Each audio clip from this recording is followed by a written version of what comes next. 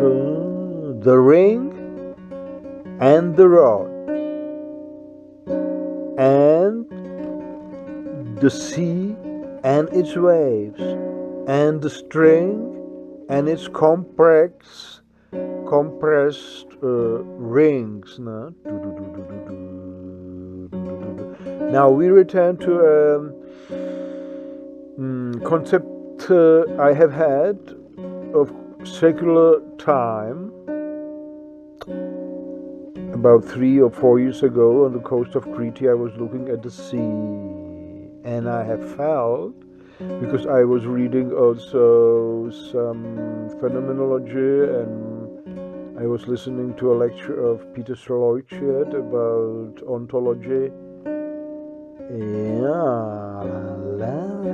and phenomenology, and I had this idea that this sea was massively holding itself in position sheer to the fact that its memory, that is the software of its waves and waters and coasts and depth, that all this was so massive and so pervasive that it kept the water in shape. So that the memory of the sea is so massive and so simple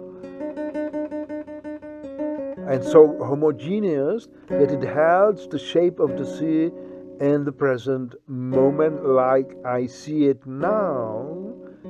And I have postulated this circular concept of time, that in every moment the time of this locality is, simply to formulate it, is the rotation of space. Time is the rotation of space, which, by the way, is also the concept of biocentric phenomenology of Ludwig Klages. In every moment, in every locality, time throws itself back, jumps back to the origin of time, and rushes back to the present moment like a wave of a sea, and throws itself on the beach. And in the foam, it is just drying and falling back. There is symbolically the present moment. It's all the time. It's growing, nourished by the past, pushing itself a little bit forward into the future. Like, okay, how large is this locality of time in which a specific time wave is effective? That depends on the homogeneity of those morphogenetic fields. Everything which is living or non-living on any biosphere of any planet has a soul, has information in itself, has an informational field, has the software. The software of matter has the, let us say, innate tendency to materialize, to become real material. In other words, the morphogenetic fields of the soul have the tendency to embody in matter. Okay, soul in old language is, the meaning of the body, and the body is the expression of the soul. And if in a certain locality there is similarity, attraction, sympathy, friendliness, whatever you call it, among a larger number of morphogenetic fields, that is between organisms large and small, as Norbert Whitehead would formulate it. Large organisms are those that have no individual borders, like bodies, skins, and individual organisms. Small organisms are individual organisms because they have a border, like all animals and plants and man. And large organisms are landscapes and mountains and rivers and seas and lakes and maybe whole planets. So if in a certain locality, individual, small and large organisms are in a harmony, that is, ecologically speaking, there is a garden, a peaceful garden, then it vibrates in one time wave. It has a homogeneous time pattern. It's constantly growing, and the past is nourishing the present landscape and its animals and man inside it. It's all connected, and future does not exist at all ontologically. That was my original circular moment of time, because I have said these rings of time, these waves of time that rush into the origin and back to the present moment. You can imagine like strings of a if you take those individual moves and you make them to circles and you stack them on one another and you look at them from the top, then you get a spiral which has its origin down there at the beginning of time and its end at the present moment. Okay, now I have a feeling, an intuition after several years of study and experience, that even this is not, let us say, real, because I have come to the conclusion that the past does not exist ontologically at all, in the same sense as future does not exist at all. For that, we can make another image. The old traditional model of time is a rod, a stick, which stretches from endless past to endless future, and then we have a ring which is moving on this rod, and this is the symbol of the present day moment. It pushes itself, it moves all the time to the next and next and next moment of the future, and it leaves the places where it was, and they fall into the past. But nevertheless, the idea was that the past remains there somehow because it cannot be undone, and future exists there because, and that was a traditional idea of, was derived from the religious conception of a creator, because when a creator is omnipotent and omnipresent, then he is above time and space, he is outside time and space, and that's why he can see everything what will happen and everything what has happened. And because he is omnipotent, then it would be somehow illogical for him to let chances happen.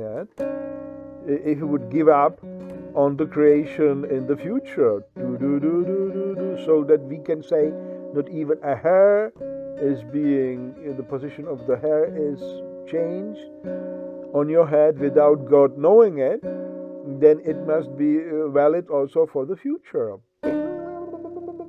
Now, we say this is completely wrong. This is a projection, as the whole idea of religion and psychology, maybe also of the traditional kind, is a realm of concepts that are completely fantastic. They're sometimes even irrational. This is a conceptual realm which exists and is effective only in the brains or in the heads of, or in the souls of human beings on this planet. It's logical that, in other words, a part of the whole can never make a, let's say, perfect or real model of the whole, because it's simply a part. It has its perspective of a small part. No? Now the concept of time has changed, and we say there is a morphogenetic field, homogeneity, in a certain space. Okay. And the present moment is being nourished by the information of the past. But all the morphogenetic fields that are still persisting and they are effective in the present moment are only effective in a kind of informational level. They are not pushing, let us say, mechanically. So the image for that is a tree. The tree is growing. It has its roots, it has its stems, it has its branches and leaves and fruit. And this all is growing all the time. Okay. The stem is getting thicker and the roots are getting longer and the branches are getting longer and the fruits are getting riper. But everything what you see is the present moment. The effect of yesterday is not to be seen, although you have been there yesterday also in your garden.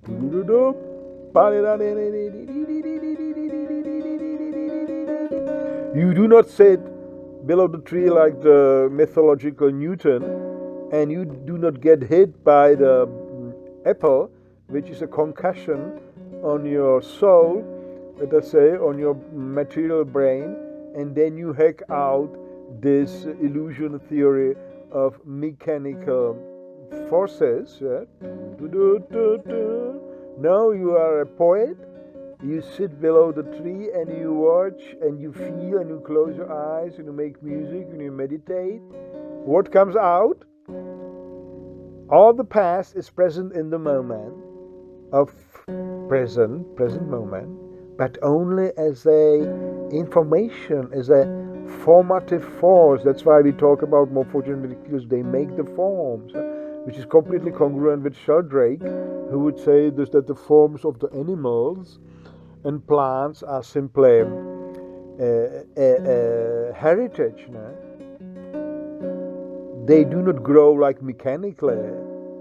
They have a software into which they open and fill matter into a kind of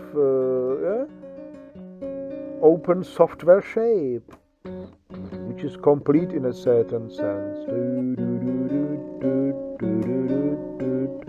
So we finish this model description by saying the past does not, if you take this rod picture, then you can cut away the future anyway. Future does not exist ontologically in both of my models, no? Because the richness of the present moment, and then you open to it, because it contains all the information and all the shapes, all the emotions of the past. So it's like an Akashic record. It is so immense. The whole universe would be like that if like in a planet like that, if the planet would be harmonious in its development, then everything whatever happened on this planet would be accessible from the present moment. For any being, the animals do it anyhow. They enjoy the great tradition of their kind and they behave instinctively. Instinct is the animal reading in this Akashic records of their kind. All the foxes have this Akasha open all the time. All the birds, all kinds of dogs and cats. The dogs and cats are slightly damaged because they have adjusted themselves on mankind, but plants and all trees and all rivers and lakes, they all are completely filled with the immense past, and it is in them. Okay, so, and it is then for us human beings and poets and bards and creative people, men and women, magicians and dancers and artists and sportsmen. It is a kind of a loss of energy and a stupid idea to reduce our creative force, our variability of motion and emotion to according to some concept of the future, which is non-living, which is dead, which exists only in the logical part of the brain of human beings. Naturally, it exists in the akasha, it exists in the human soul, but its form of existence is destructive because it is not dynamic, it is not living, it is not continuous, it is not grown, it is not born, it is inserted surgically, let us say metaphorically speaking, into the dynamic field of the human soul, and so it is tearing the soul apart. There are all kinds of wounds in the soul which we have described using the terminology of biocentric phenomenology, like a series of let us say wounds or deteriorations of the dynamic field of the soul, and we call them one after the another because they arise in a succession. We call them ego, consciousness, self-consciousness, personal will to power, and personal objective perception, and personal conceptual thinking. All these are, let us say, negative influences reducing the living potential of any soul, and that is to say of human soul on this planet, because only humans can have all these enhancement, they call it enhancement of the soul. We call them diminutions or the destructions of the wholesome field of the soul. How do we say it? Then we say it also in words. Let beware. I'm not saying it in concepts. I'm saying it in words. I'm pointing with these words to that what I have described as a criticism of traditional cognitive science, and I have pointed to them with those words to the wisdom of phenomenology. Okay, and I say these are names that are like a Buddha's finger, which is pointing to reality and says, do not confuse my finger to the reality of experience. You must walk on this eightfold path by yourself. Do not worship my finger and do not worship my teaching. You must do it on your own. So in the same way, the description I give is not to be confused with the reality. Reality must be experienced. Every soul must experience the reality originally and as a new approach by itself. The mistake is when you supplant the reality by your conceptual model of reality. Then you destroy it truly, because you're moving in a completely behind the bars, iron bars of your construction. You're losing life. You're losing the present moment. You're losing the dynamic growing of the past into the present moment. And that's why we say it is stupid to do it if you are a creative person. So forget the future. It does not exist. It exists only in conceptual models.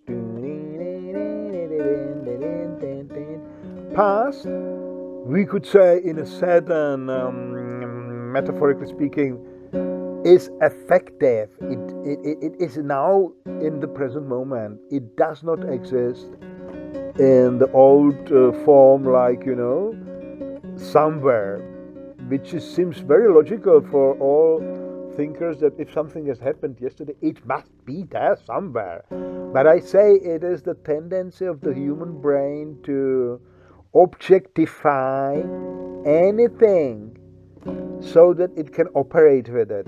Humans are, after all, monkeys, and they had their bananas and they were throwing stones, and this happened for millions of years, and you cannot just simply get away of it, from this tendency to hold your banana, and to hold your coconut and to throw stones and so, because this was so long. So we have, even as modern man in the 21st century, we have the tendency to objectify anything what we think about. So, and the only way to get away of this objectifying tendency is to become an artist, to dissolve the source of this, the cause of this objectification. What is it? Well, this is naturally the ego. Ego falls into the human soul. Oh, it is a great surprise. The mirror of the soul, which we can imagine as a kind of calm lake or the calm pond in deep woods, which is mirroring all above itself, the trees and the sky and the clouds and the birds and the butterflies, everything as it comes. Passively is being mirrored. The stone falls inside. There is a wave and it jumps high, and it turns upon itself, and it mirrors for a fraction of the second. It fractions into many drops, and in all the drops there are mirroring individual parts of this wood. And so what happens is that objects arise divided from the whole, and some of those droplets mirror the pond itself, and so the self-consciousness. So consciousness and self-consciousness arises, and then immediately when there is self-consciousness, that's only on human beings, there is trouble, because if there is a self, an ego, it starts to worry what I'm going to eat, what am I going to do, and what I'm going to. The future jumps out as danger, and then immediately what is being created? The next derivation of the ego is will to power, because you have to take care of yourself. You want this, you don't want that, and then to get what you want, you have to what? You have to find some orientation in this world of phenomena, of your experiences. So you have to objectify them. You have to make coordinates, now left, right, up, down, object number one, object number two, and how to get to it, how to evade other dangerous objects. So you have objective perception, immediate. This is the fourth derivation of the ego.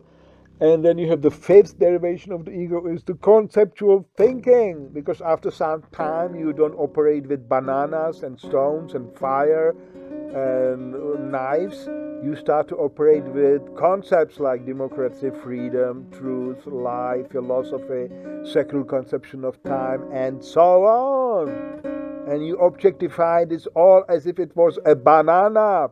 So you objectify also the past into concepts, and the whole tradition of religion, psychology, science, philosophy, all is mostly moving only in these concepts. These enormous quantities of banana and stones and knives that are being changed slightly, and new labels are put on it, like democracy, like freedom, like materialism, spirituality, soul, ego, and so on. So to get free of it, is to dissolve the source of it, the doer, which is the ego. And this is naturally art, music, vibration of string instruments, ecstasy, bardic philosophy, la la la la la la la, emotional, spontaneous, not planned, and then you can name, because you still are in possession of your language now. It functions in you, as Heidegger would put it, the speech is speaking through you, language is languaging through your language abilities, and so you name it, what you intuitively see, feel, and guess, and you get it from the Akashic records of your locality, where everything is there, whatever was felt, spoken, and said, but in an unegoistic mode. Yeah? So, now I lie here on my mattress near the river Rhine in the city of Constance. Over across the river, there is a school where young Heidegger was studying on a high school. So I'm getting his stuff. Yeah? And there is John Haas, burned at stake, not far away from me. There is this University of Constance, which was packed with the great minds. As I remember, as I was studying there, Wolfgang Iser and Planck and Egle and Mittelstrasse. It was one of the top, Wienold, and I studied linguistics and literature, but it was full of those exceptional brains that were the best heritage of German intellectualism. So I was drinking from this fountain, and I am surrounded by beautiful lakes and mountains and biological farms and everything here. So this is my realm, and another realm like this I have on the shores of Atlantis, on the south coast of Crete, where I have had the first intuition about the circular conception of time. Now I concluded here on the shore of the Lake Constance by saying there is an improvement. Past does not exist ontologically as well. Future does not exist ontologically, even in the first variation of my model. Now past comes to the same perspective. It does not exist. It is present in the present moment only as an effect, as in morphogenetic fields, informational field. If we would apply the spiral model, geometrical spiral model, to this new kind of variation of the concept of time, then you would look at the spring from above. You would see those individual rings that are stretching down to the origin, and you would compress it all to the one last ring, which is the ring of the present moment, so that they would be, to say, pushed together. And this pushing together is objective image of the, let us say, of the condensing of information. Yeah? I hope I am somehow getting myself understood in the bardic way. So this is a new concept of time, temporality, phenomenology, and altogether ontology is being undone. What remains is the endless moment in which we live, in which all that has ever been said, done, which is grown, which is moved here in this locality, is in effect, and I can read it, I can join it, I can be pushed by it, I can enjoy it now if I manage to free myself from the objectifying influence of my ego.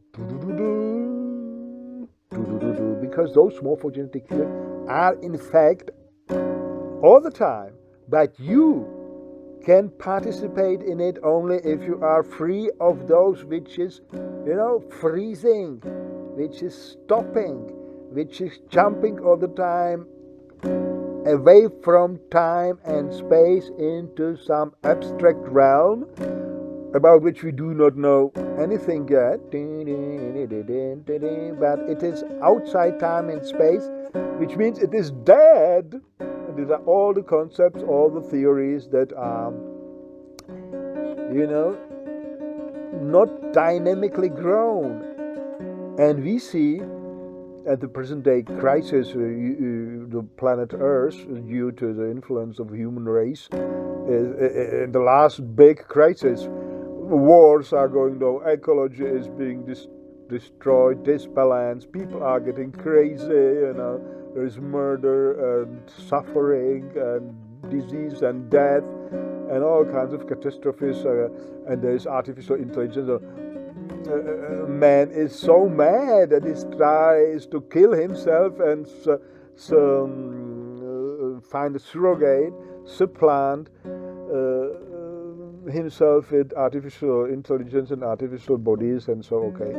And I tell you, this all has its origin in the individual souls of individual man who have not felt this fascination of the organic, growing, present moment where you can do so much and enjoy so much and be so inspired because everything is there, which life has brought into this moment.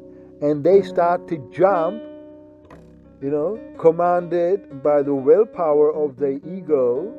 And at the beginning it was fear of survival, but later it was, just like a perverted human abilities. Everything was perverted. They wanted to possess everything and to command everything, and it was the influence of the ego on their souls. And if you combine all those ego influences on individual soul, then you get what you get now: wars and destruction of life and madness and institutions that are destroying whatever the realm of their expertise is, because they have objectified that what they supposedly should be taken care of, and they destroy it.